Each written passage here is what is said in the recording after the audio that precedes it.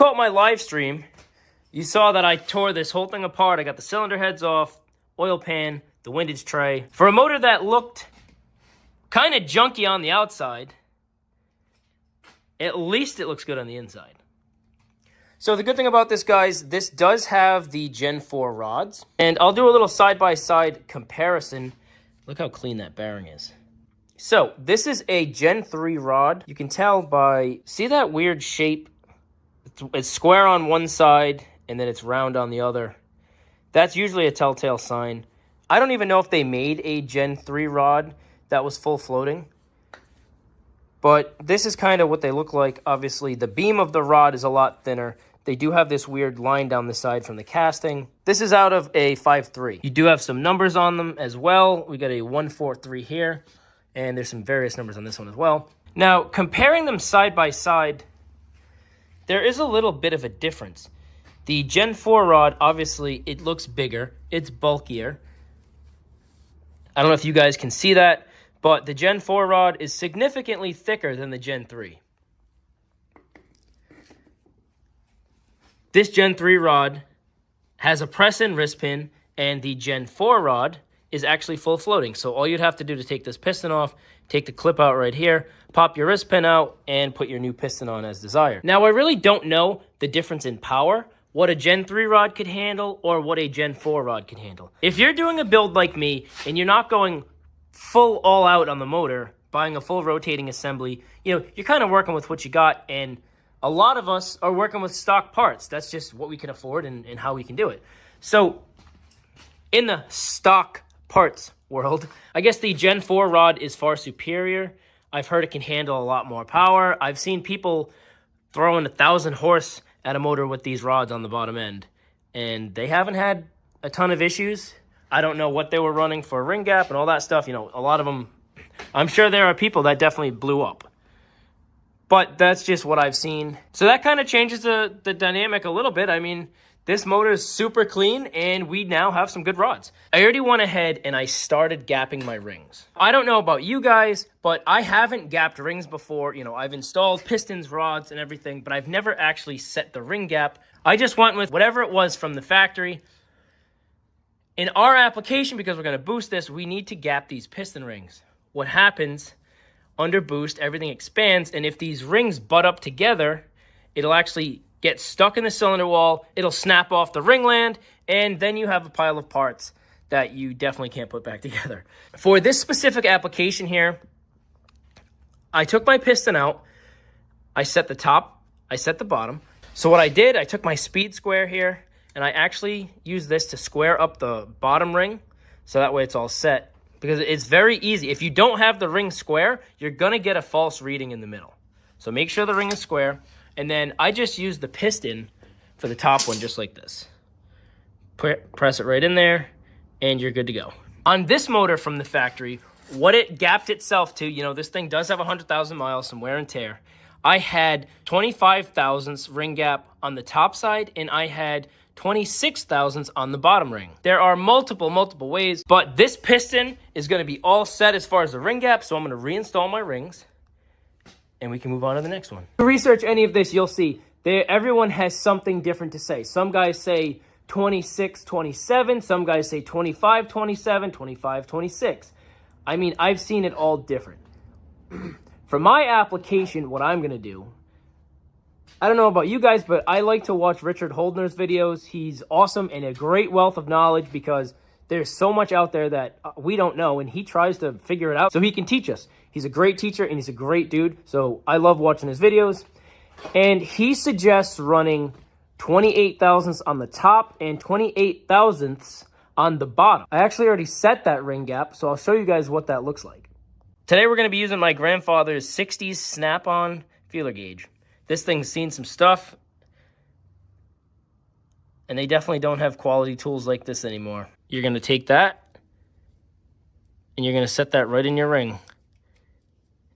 It does go right in. I mean, it's a tiny bit tight, but it does fit right in. So that top one is 28 thousandths. And let's move on to the bottom ring. The bottom ring is also 28 thousandths. So this is, to my understanding, how you would check it. Like I said, this is the first time I'm doing this. So if you have any questions or comments, please drop them below, because I always like to learn new things. If I'm explaining something wrong, just let me.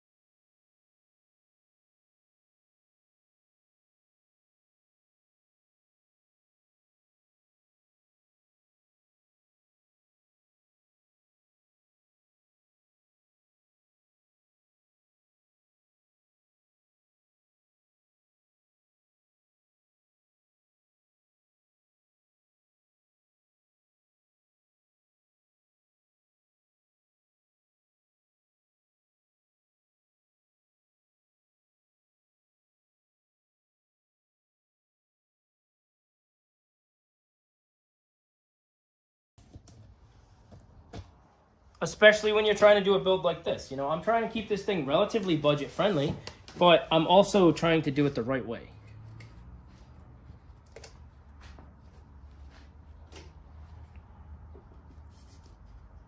Let's try it now.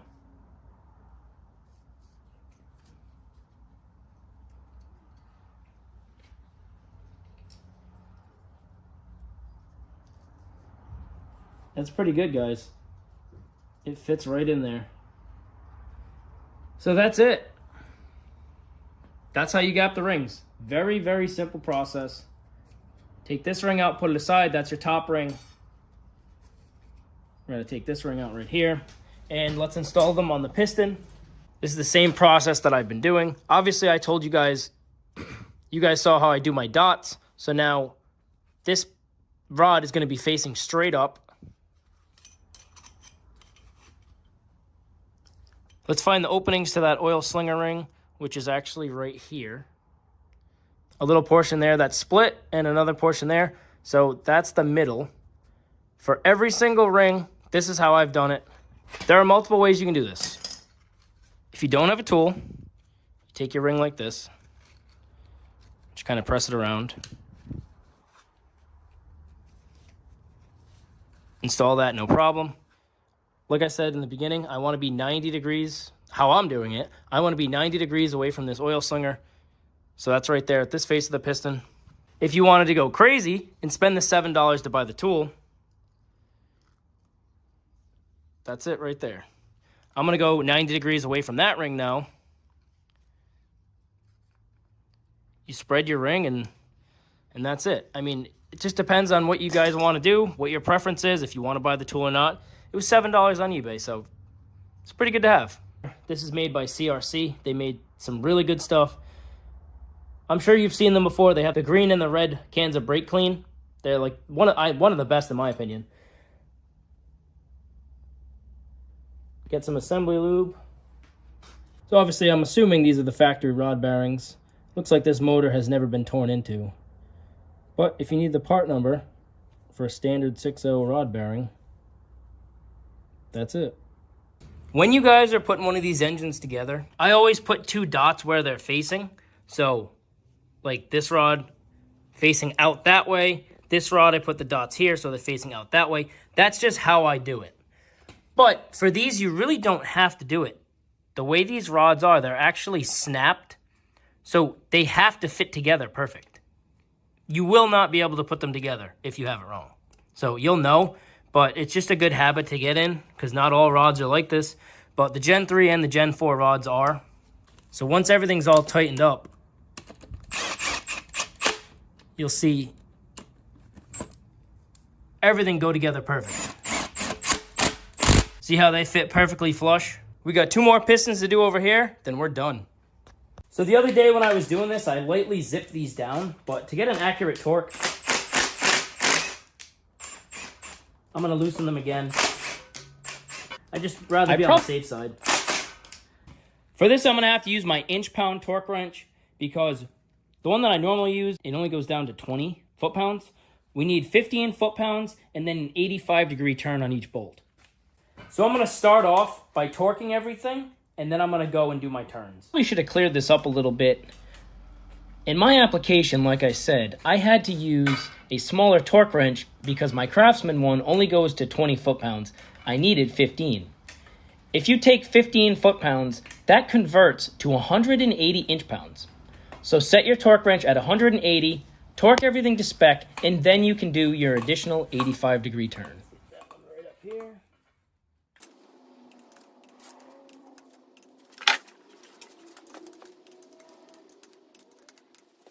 I wish I could say this was sponsored by Miller Lite, but unfortunately it's not. But I really hope that stays there. It's probably not. Bad idea. We're going to put that right there for the moment. So, like I said, guys, straight off of Summit Racing for these Gen 4 rods, it is going to be 15 foot-pounds, 180 inch-pounds, and then it is 85 degrees. All right, we're back. We had to tighten up the ratchet. But, so I don't have any way to do a degree, but I do know what a 90 degree is. So from this is perfectly 90. This is perfectly straight. And we're going to go right towards the front of the block.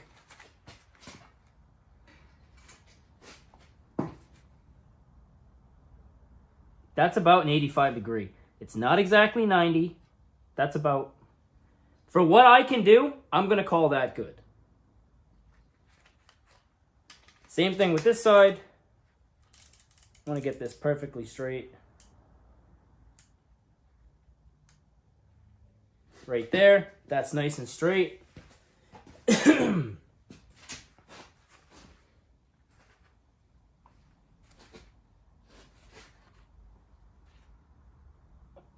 That's just about. For what I'm doing, unfortunately, this is really all I can do. That's about 90 degrees there. That's pretty straight right there.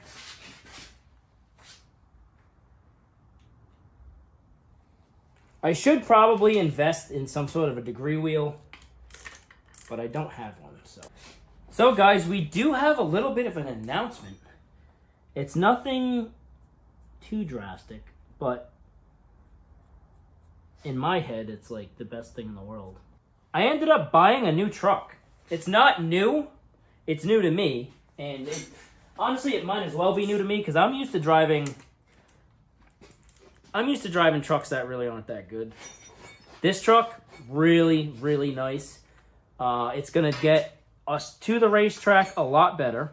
If you went and did everything correct, you can look at your dots on your pistons. In this application, they face towards the front of the motor. So that one's good, that's good, that matches, that matches. All right, so I did one side good. Let's move on to this one. There's the dot there. Same thing here, same thing there, and also same thing there. All right, I'm gonna do my best here and line this up, guys. The way these work,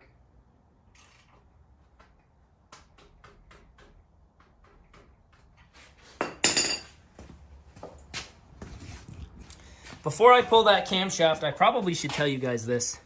The way the timing works on this, see that little dot down there on the crankshaft gear? That little dot lines up with the same dot that's on the camshaft.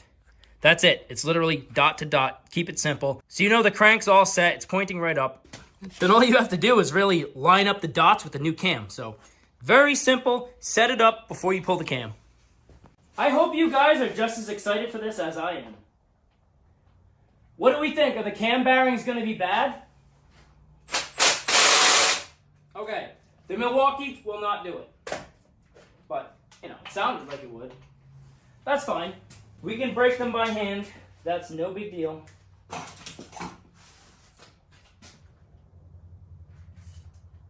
Really doesn't take much. All right, now we can use the Milwaukee. What do you guys think? Think the cam bearings are going to be good? Think they're going to be bad? I'm telling you right now, if they're bad, that kind of changes everything, because I might do a lot of my own stuff, but I'm not doing cam bearings.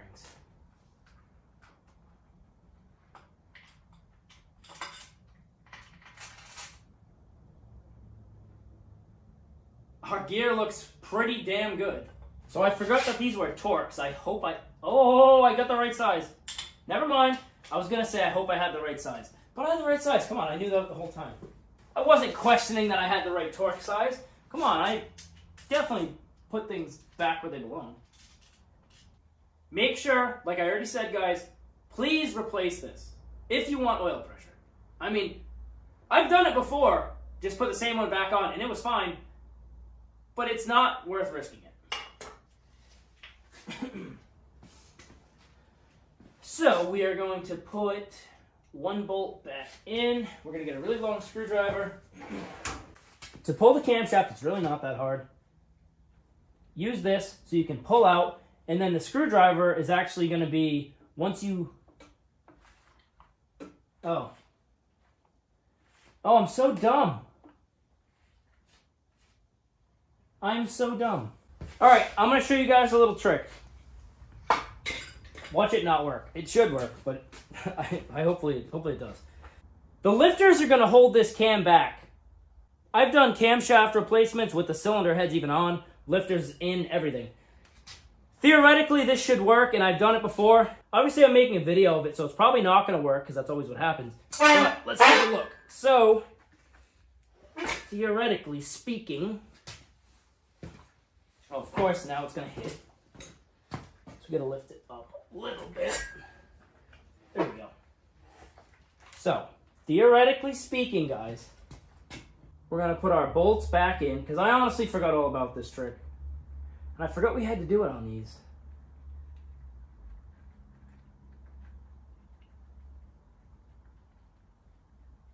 This should have been done with the timing chain and everything on. But take the cam, spin the cam over, and those lifters are actually gonna, since the motor is upside down like this, the lifters are actually gonna stay in the trays. I should have showed you that earlier. I should have left the cam gear on, but once these all get seated, nicey nice, theoretically, like I said, it should work.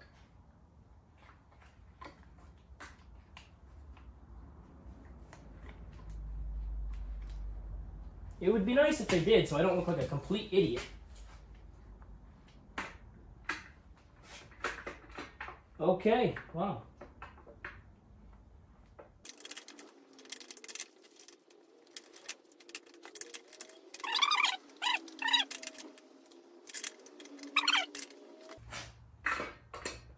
Just be gentle, go slow. Just like that. So this camshaft's actually good. It really looks like it's not even worn. I'm going to save this and put it aside for the kid at work. I gave him one cam, but this one might be a little bit nicer, so we'll give that to him. Okay, guys. It is time for the moment of truth. What's it going to be? All right, guys, here we go. I just wiped them down. Besides from the oil staining, there's no chunks missing. They really do not look that bad. that's the first one. Can't really see a whole lot. But there's no chunks missing. They look pretty damn good. So you know what that means? We're sending it.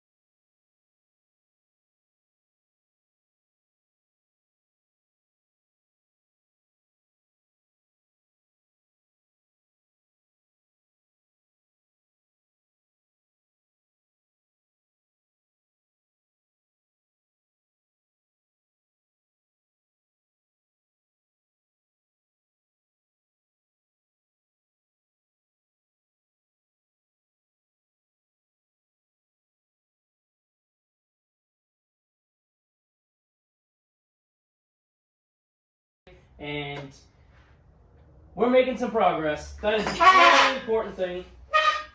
This budget, beautiful plow truck race motor. Beautiful juice. This is just some CRC engine assembly lube. And I'm going to load this thing right up.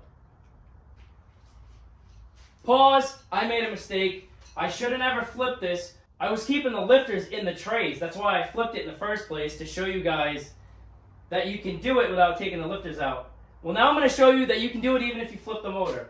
So, don't flip it next time. I've been doing this over the past few days. So, obviously, everything's been going wrong. And I have a lot of other stuff on my mind right now because I've been extremely busy with work. But if I can get this to work, it'll actually be pretty funny. You just kind of wiggle it back and forth and get it all lined up. Alright, so what just happened right here, that was an oddity. That does not normally happen. These lifter trays, sometimes they'll hold the lifters back, but sometimes they won't. Most of the times they won't hold them up. So if you're going to do what I do and don't want to take the lifters out, flip the motor over like I did in the first place, spin the cam over a few times, as many revolutions as you want, maybe 5 or 6. That cam lobe is going to take that lifter, it's going to push it, technically if the motor's upside down, it's going to push it down, and it's just going to sit in the lifter bores all happy. That way you go to install the cam, and the lifters will not be in the way. Please don't do that, because if you drop a lifter right out, and it happens to go through the bore, go through the block, it'll fall right on the ground. Then you need to replace the lifter. Don't do that. I made a simple mistake like that. I could have had to buy a, $200 set of lifters, because we're reusing these right now.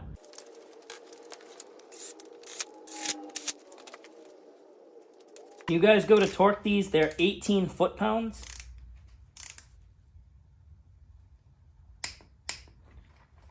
So this is how I always do it. Get my sprocket on. I know we're going to be going dot to dot. So loosely, I'll dangle the chain and then line it up. I actually already got it, so that's pretty good. The cam was in the correct space because I already lined it up. Just get one bolt set up. That way you don't lose your positioning.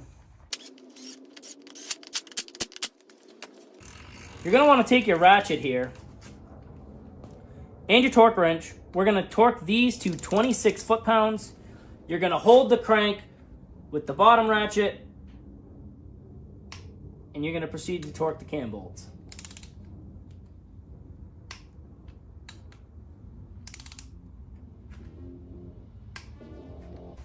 That really wasn't that hard. Now guys, that is gonna be it for this one. It is time to wrap this video up. I hope you guys learned a little bit about my junkyard 6-liter LS.